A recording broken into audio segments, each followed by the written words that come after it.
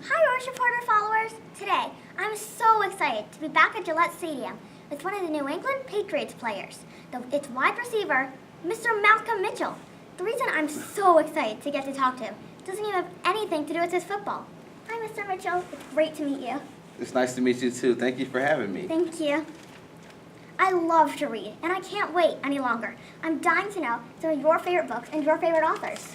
Some of my favorite books and some of my favorite authors, obviously, some of my favorite books of all time is the legendary Harry Potter series. Yes. And actually the first series that I've ever read was Hunger Games, so that's another that I love. But there are other books that I love, such as The Glass Castle, written by Jeanette Walls. I even love reading children's books, like The Giving Tree, The Hungry Caterpillar, ! I love to read, just like you. The Giving Tree is one of the first books I read. I remember my mom reading it to me. It's a great book. It's a phenomenal book. The Giving Tree is actually a book that inspired me to continue to read. It's actually one of the first books I've ever picked up when I started my journey in reading. Exactly. It's a great book. I highly recommend, though, it's called One for the Murphys by, I can't pronounce her name, Linda Hunt or something, I don't know. But it's a great, very emotional book. It makes you cry, laugh, smile, everything. Okay, I'm going to have to check that out. Very great. There's only been one book that got me emotional, and that was Lone Survivor.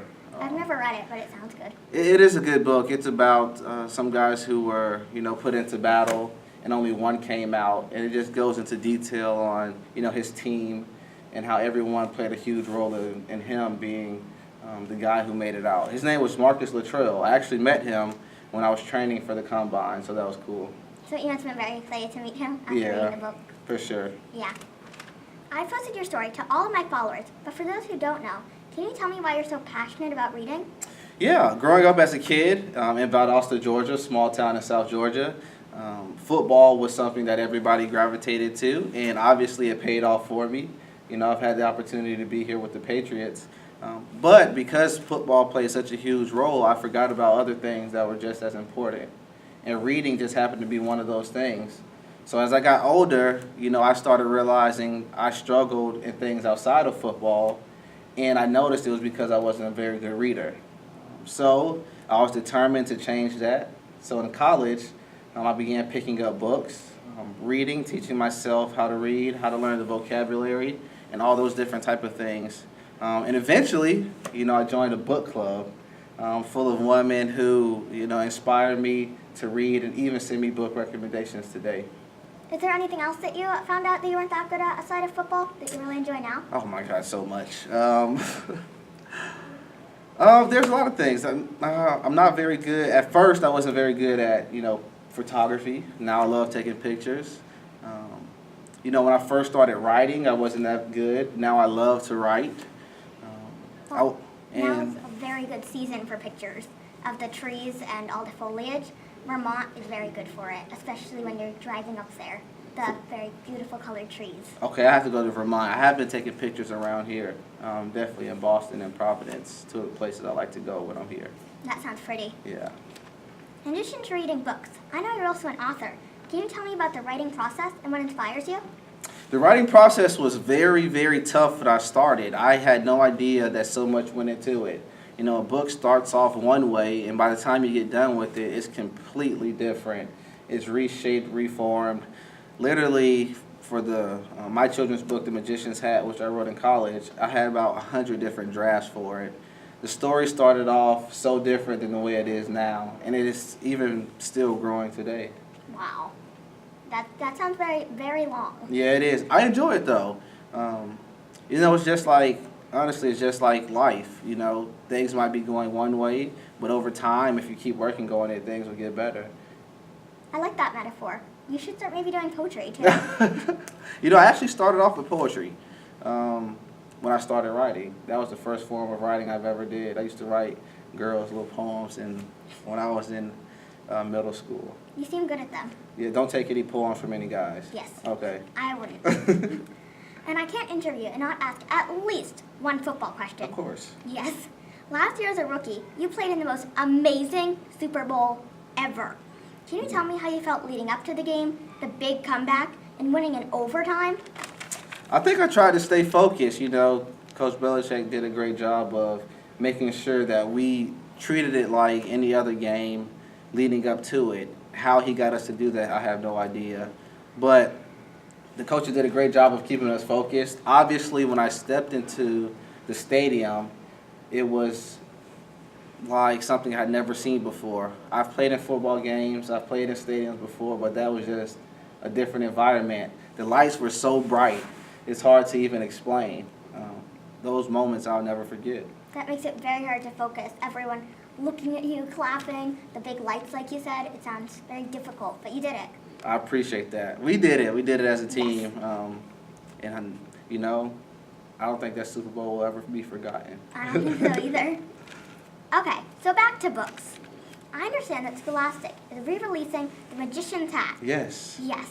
And they want you to write 2 more children's books. Yes. Can you give me any details about any of this? Well, because you're such a good friend to me and had me on the show, I figured I'd bring, the new edition of The Magician's Hat, which I did with Scholastic.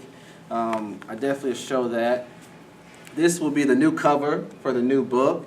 It's something I'm very, very proud of, something I'm very, very excited about. A lot of work went into reshaping this version of The Magician's Hat. Very vibrant colors. I even altered the story a little bit to grow, so it wouldn't be exactly like the first version. I think this one will be better. I think readers will love it. What really, really inspires me about this book is that it's a book that encourages kids to pick up a book and read. And through reading, they can reach whatever goals they set for themselves and whatever dreams they have. That's a testimony to my life, and I think it's important that everyone knows that their dreams can come true if they open the book and read. So that's The Magician's Hat. I'm extremely excited about it. It will release February 27th of 2018. And after that, I'll have 2 more books to bring to the world. Luckily. Well, not only is it entertaining, but it also sends a great message, like you said, to pick up a book and then you'll fall into another world. Exactly. That's what really, really drew me to the writing process, just to encourage others to pick up a book and read, because I think it's so important. Well, I know I want to pick up that book now.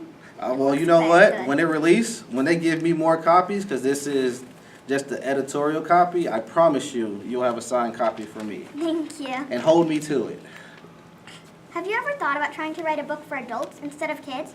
And if so, any story ideas? I have. I think where I'm at now in the writing phase and where I'm at in life is very important for me to try to continue to encourage elementary, middle school, and high school kids to read. Eventually, as I get older and I have more experiences, I do want to write a book strictly for adults. But I think that'll come later in life. Yes. Yeah. But I think it'll be very good. Although I really love your kids' books, and they're very great. Thank you. I appreciate that. Thank you. And can you please tell me about your Read with Malcolm Foundation? Yes, Read with Malcolm is a youth literacy foundation that I started in college that encourages kids to pick up a book and read, and also introduces book ownership. As time went on, obviously Read with Malcolm has grown, and we've been to a ton of schools and given away thousands and thousands of books to kids to take home, to try to encourage them to read, and also give them a book to have to start that book ownership phase in their life. Read with Malcolm is growing every day. I love everything that the people are supporting us. I love just having people outside understand that football is great and I love to play, but there's another part of me, which is Read with Malcolm, that wants to see kids succeed through reading. We actually launched Share the Magic Foundation as soon as I graduated from college to start accepting donations so that people could, because they were always asking how they could help, and the biggest way to help is to donate, and obviously from that we put books into the hands of all kids. It's a very, very great message, and it's inspiring lots of kids all over. I hope so. That's the plan. I plan eventually to, be everywhere in the world inspiring kids to pick up a book and read. Yes, it's a very great message. I always end my interviews with the question, what's your favorite meal and dessert? Favorite meal? Yes. That's a tough one. It might have to be I love French fries, but that's not really a meal.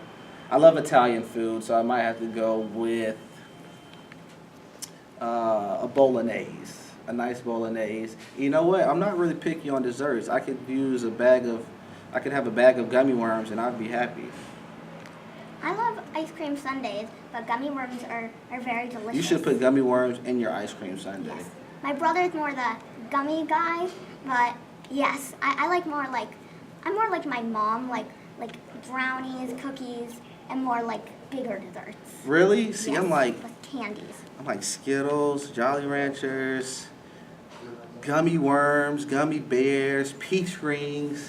So more the candies. Yeah, that's bad. Yeah. That's why I have so many cavities. I just had 4 cavities filled.